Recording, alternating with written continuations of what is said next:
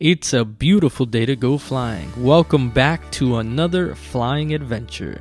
Today we're hitting 3 airports covering 117 miles, paramotors, trikes, and some surprises along the way. Stick around, you're not going to want to miss this one.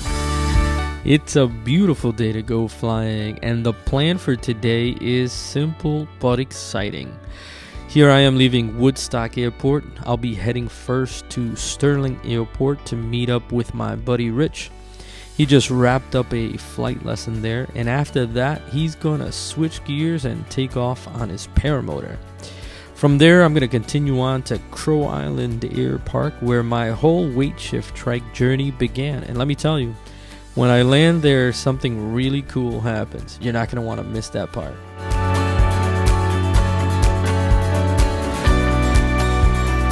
After climbing out, I leveled off around 4,500 feet MSL right over the city of Worcester. The view up here is incredible. It was a little cold, but totally worth it. Flying over a city always brings a few extra things to think about, like keeping an eye out for traffic, knowing where you'd glide to in case of an emergency, and just staying sharp. But man, look at that view. While I was cruising along, I noticed that one of my EGT sensors was acting a little strange, sporadic readings that didn't make sense. I had just swapped it out with a new one, so I'm thinking maybe I pushed the probe in a little too far. For those of you not familiar, EGT stands for exhaust gas temperature. It's a critical reading for two-stroke engines like mine because it tells you how hot the engine is running, which helps you avoid serious issues like overheating or running too lean. Definitely something I plan to check on the ground once I got to Sterling. Well, here I am at Sterling Airport completing the first leg of today's adventure, and here's my buddy Rich. He just wrapped up a flight lesson and is already getting ready to fly his paramotor. It's a good thing he brought some tools along too, because I was able to adjust my EGT probe and now it's reading perfectly. That's peace of mind for the rest of this trip. Check this out. Here's Rich lifting off on his paramotor. Look at that, smooth, confident, and just a really solid takeoff.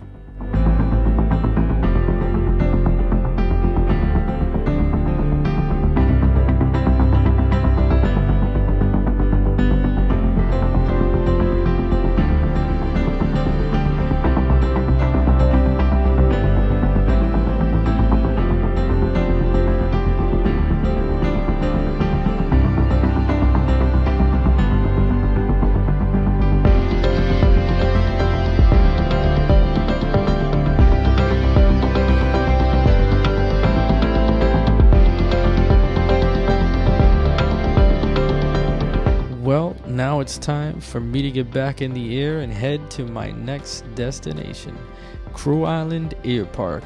I'm really excited to fly in there, and you're gonna see why in just a bit.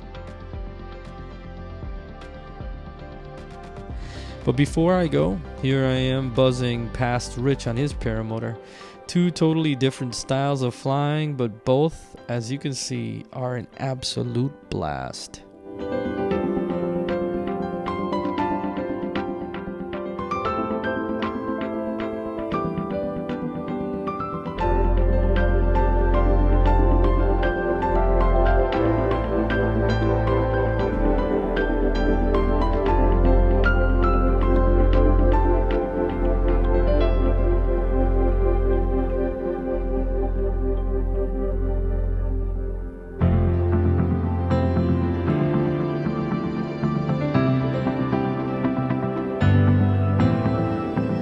And now I'm flying over what looks like a sheet of glass, the Wachusett Reservoir below me, calm and vast.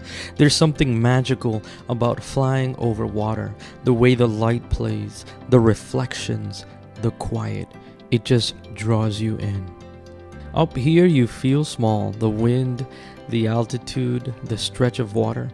You have to stay precise. And you're always thinking, what's under me? What's ahead? And you're always thinking about how the plane is behaving. Over water, there's less margin for error. You want your engine, your navigation, everything all dialed in. I soaked in this moment for a bit, then refocused, because ahead lies Crow Island Airpark and the part of the flight I've been anticipating. Let's head there now. There it is, Crow Island Airpark, the place where my weight shift trike journey began.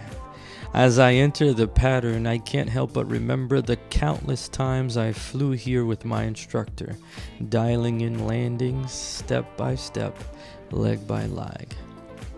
During my training here, I logged 81 takeoffs and landings and just over 12 hours of flight time. I think back especially to those first 8 hours. Coming into this narrow, tree-lined runway always made me nervous. It felt tight, unforgiving, and honestly pretty intimidating.